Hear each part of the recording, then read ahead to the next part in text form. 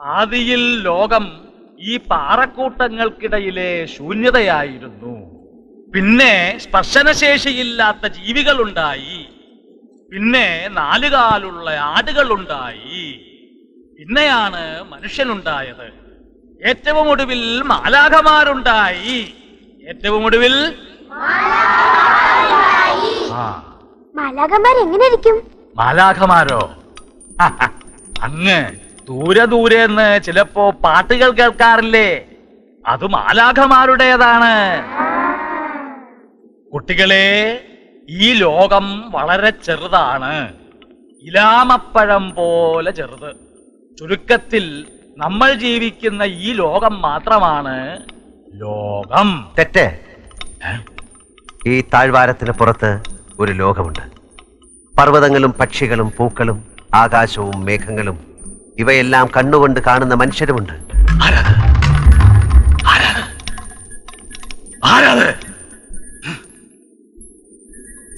കുട്ടികളെ, പേടിക്കണ്ട. ഏതോ ദുഷ്ടഗ്രഹങ്ങളുടെ അശരീരിയാണത്. നമുക്ക് പഠനം തുടരാം. ഈ ലോകത്തിന്റെ അതിരുകൾ നമ്മൾ ജീവിക്കുന്ന ഈ താഴ്വാരത്തിന്റെ ചുറ്റുമുള്ള പാറക്കെട്ടുകളാണ്. ഈ ഭൂമിയുടെ മുകളറ്റം മൃദുലമായ ഒരു മൂടി മാത്രമാണ്. വിഡ്ഢിത്തം. ഭൂമിയുടെ മേലെ രാത്രിയിൽ നക്ഷത്രങ്ങൾ പൂക്കുന്ന ആകാശം. അശരീരികൾ കാതുകളെ വഴിതെറ്റിക്കാൻ ശ്രമിക്കും. നിങ്ങൾ ഭയപ്പെടരുത്. ശബ്ദത്തിലാണ് ഈ പ്രപഞ്ചത്തിന്റെ നിലനിൽപ്പ്. നാദതരംഗങ്ങളുടെ വേലിയേറ്റത്തിലും വേലിയിറക്കങ്ങളിലും പ്രകൃതിയുടെ വൃത്തിക്ഷയങ്ങളും കാലങ്ങളും ഉണ്ടാകുന്നു. ഗന്ധവും കേൾവിയും മാത്രമാണ് ശാശ്വതമായ സത്യങ്ങൾ. കാഴ്ചയെക്കുറിച്ചുള്ള കേട്ടുകേൾവികൾ വെറും കെട്ടുകഥകൾ. അവയ്ക്ക് കാതു കൊടുക്കാതിരിക്കുക. അവയ്ക്ക് അരുത്. കുഞ്ഞുങ്ങളെ കബളിപ്പിക്കരുത്. ഭൂമിയിൽ ശബ്ദവും ഗന്ധവും മാത്രമല്ല, കാഴ്ച കൂടിയുണ്ട്. അവിശ്വാസികൾക്ക് ഈ ലോകത്തിടമില്ല. ഞാൻ പറയേണ്ടത് നിങ്ങൾ പറയുന്നു. രഘുരാമൻ, സത്യം പറയാൻ നിയോഗിക്കപ്പെട്ടവൻ. താഴ്വാരത്തിന് അതിൻ്റെതായ സത്യങ്ങളുണ്ട്. അറിവില്ലാത്തത് നിഷേധിക്കുന്നവൻ അഹങ്കാരി. അസംബന്ധം പുലമ്പാതെ പാഠശാലയിൽ നിന്ന് കടന്നുപോകും. കാവൽക്കാരുടെ കാതുകൾക്ക് കുന്തമുനകളുടെ മൂർച്ചയുണ്ട്. കുട്ടികളെ, ദുഷ്ടാത്മാക്കളുടെ അസത്യവചനങ്ങൾ ശ്രമിക്കരുത്. ഇന്തൊരു പാഠം വേണ്ട. പൊക്കളോ.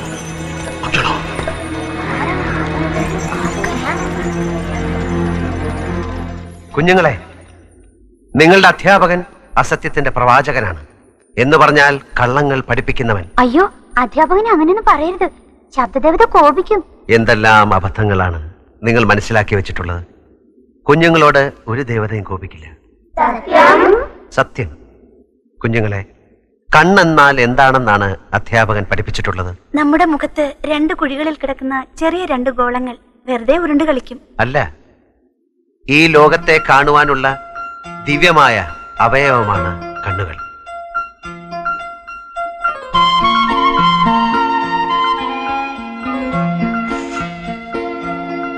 നല്ല മണം അല്ലേ? അതെ. മണം മാത്രമല്ല, ഈ പൂവ് കാണാനും മനോഹരമാണ്. പൂക്കൾ മാത്രമല്ല, മേലെ മാനം, അതിലൊഴുകി നടക്കുന്ന മേഘങ്ങൾ. രാത്രിയിൽ അവിടെ നക്ഷത്ര കുഞ്ഞുങ്ങൾ പിറക്കും. പകൽ 7 വർണ്ണങ്ങളുള്ള മഴവില്ല് വിരിയും. ഈ മണ്ണിൽ കിലുകിലേ കിലുങ്ങുന്ന നദികൾ, മഞ്ഞുമൂടിയ പർവ്വതങ്ങൾ, അങ്ങനെ എന്തെല്ലാം ഉണ്ടെന്നോ കാണാൻ. പിന്നെന്താ ഞങ്ങളൊന്നും കാണാത്തത്? അതാണ് കുഞ്ഞുങ്ങളെ നിങ്ങളുടെ വിധി.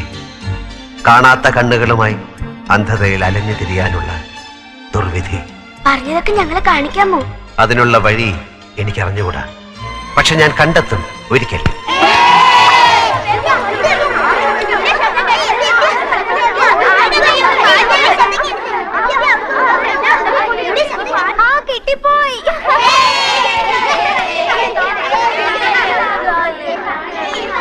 ആരും വഴക്കിടണ്ട. ഇത് നമുക്ക് കാഴ്ചയുടെ കഥ പറഞ്ഞെന്ന് ഏട്ടന് കൊടുക്കാം. ഇത് ഇലാമപ്പഴമാണ്. നല്ല സ്വാദാ. ഏട്ടന് വേണ്ട, നിങ്ങളെല്ലാവരും കഴിച്ചോളൂ.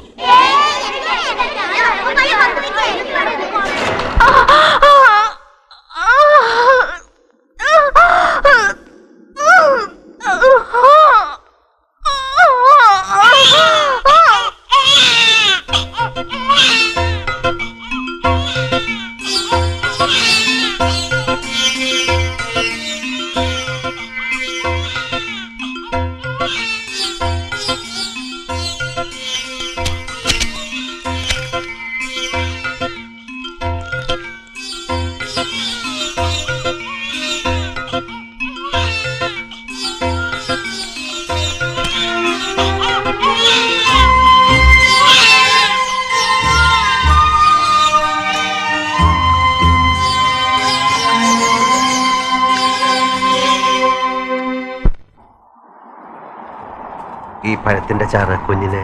ഇലാമപ്പഴത്തിന്റെ ചാറ് കൊടുത്തില്ലെങ്കിൽ പിറക്കുന്ന കുട്ടികൾക്ക് ഉയിര് വെക്കില്ല. സിദ്ധൌഷധം. ഒരു കാലത്ത് ഇവിടെ ജനിച്ചു വീഴുന്ന ശിശുക്കൾക്ക് ആയുസ് ഒരു നാൾ മാത്രമായിരുന്നു.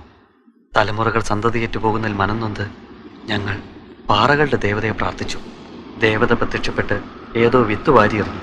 മഴയും വെയിലും കുളിരും കാറ്റും പോറ്റിയ വിത്തുകൾ മാമരമായി. മരം പൂത്തു കായ്ച്ചപ്പോൾ ദേവിയുടെ അരുളപ്പാട് അനുഗ്രഹമായി. അന്നു തൊട്ട് താഴ്വാരത്തെ ശിശുക്കൾ മരിക്കാതായി. അത്ഭുതസിദ്ധിയുള്ള ഈ പഴമാണ് ഞങ്ങളുടെ ജീവന്റെ രഹസ്യം. ഒരിക്കൽ കഴിച്ചാൽ വീണ്ടും കഴിക്കാൻ കൊതി തോന്നും. പക്ഷേ വിത്ത് കഴിക്കരുത്. കൊടിയ വിഷമാണ്. മരണം നിശ്ചയം.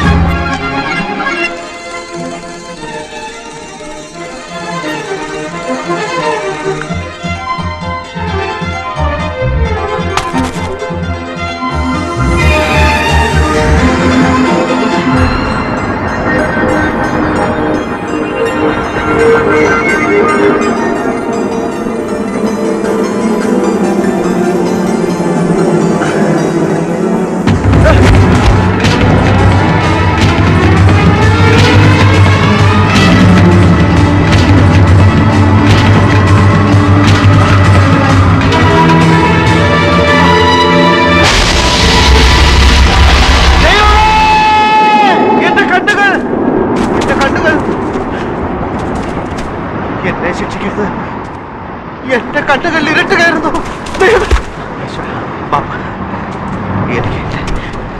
ഈശ്വര, എനിക്ക് എന്റെ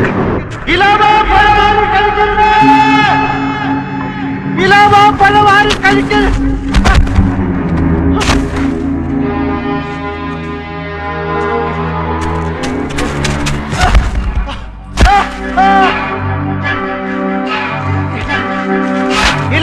പഴമാരും കഴിക്കരുത്. നിങ്ങളുടെ അന്ധതയുടെ കാരണം ഇലാമ പഴമാണ്. ഇലാമ പഴമാരി കഴിക്കരുത്. നിങ്ങളുടെ അന്ധതയുടെ കാരണം ഇലാമ പഴമാണ്. അതാരും കഴിക്കരുത്. അത് വിട്ട്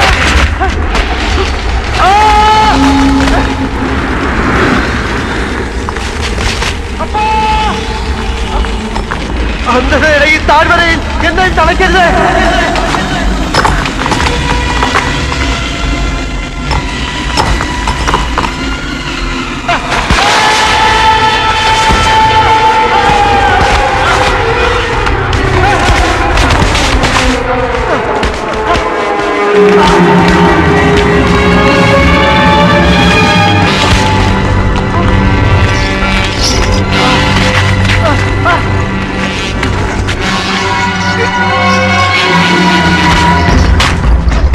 പഴാരും കഴിക്കരുത്.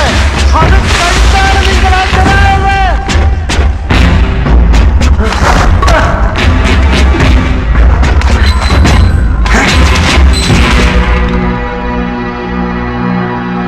ഈ മണ്ണിന്റെ വിശുദ്ധി കളങ്കപ്പെടുത്തിയ നിനക്ക് എന്തെങ്കിലും ബോധിപ്പിക്കാനുണ്ടോ?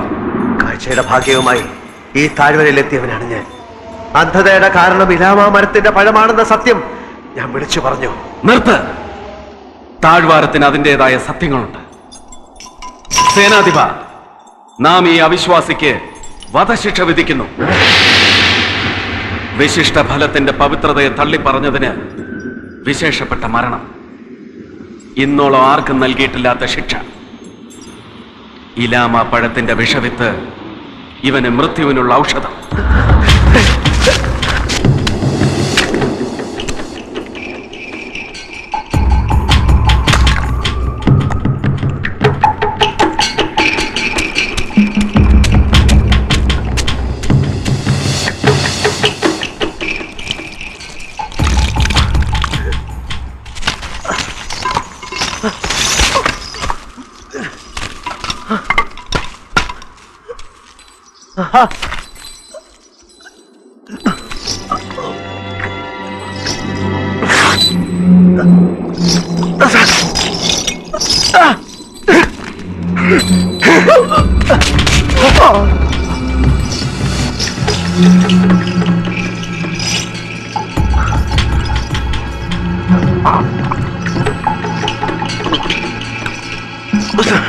രഘുരാമന് ഇലാമപ്പഴത്തിന്റെ കുരുവെടുത്ത് കൊന്നു. രഘുരാമ,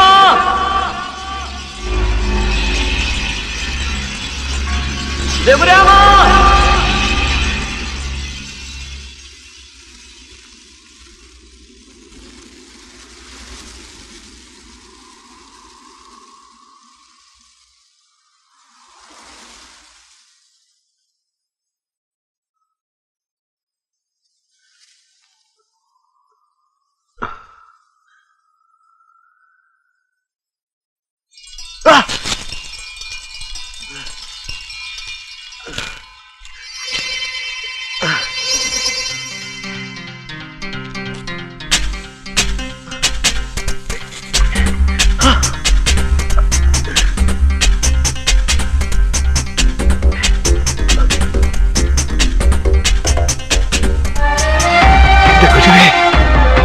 എന്റെ ഗുരുവേ,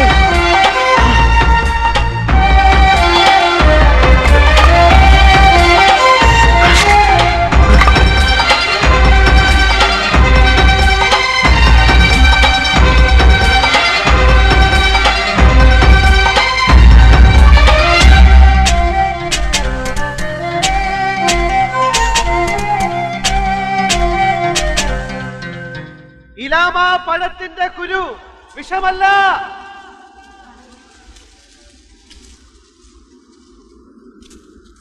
ഇലാമ പഴത്തിന്റെ കുരു വിഷമല്ല. ഇലാമ പഴത്തിന്റെ കുരു വിഷമല്ല.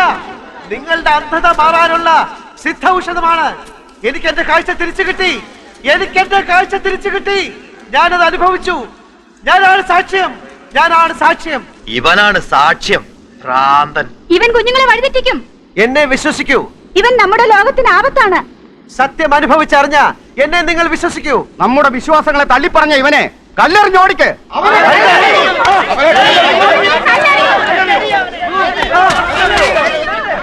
അരുത്, എന്നെ വിശ്വസിക്കൂ. അരുത്.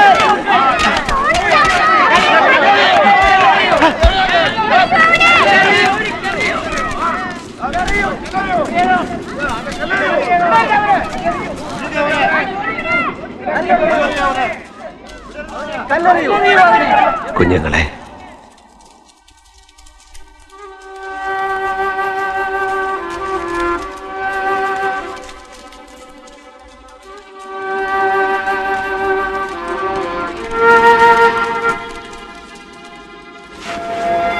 രഘുരാമ, ഞാൻ പറഞ്ഞില്ലേ, താഴ്വാരത്ത് ആരും നിന്നെ വിശ്വസിക്കില്ല. അതിലെനിക്ക് ദുഃഖമില്ല. സത്യം മറഞ്ഞു കിടക്കും. അത് മായുകയില്ല. കൂട്ടുകാരാ, നിനക്ക് എന്നെ വിശ്വസിക്കാമോ? എന്റെ കണ്ണുകളിലെ ജ്വാല നിന്റെ ഇരുൾ മൂടിയ കണ്ണുകളിലേക്ക് ഞാൻ പകർന്നു തരാം. താഴ്വരയുടെ കണ്ണു തുറക്കാനുള്ള സത്യാന്വേഷണത്തിന് നിന്നെ എനിക്ക് വിട്ടുതരൂ. നിനക്ക് ഞാൻ എന്നെ തരുന്നു, എന്റെ സമന്തകയെയും.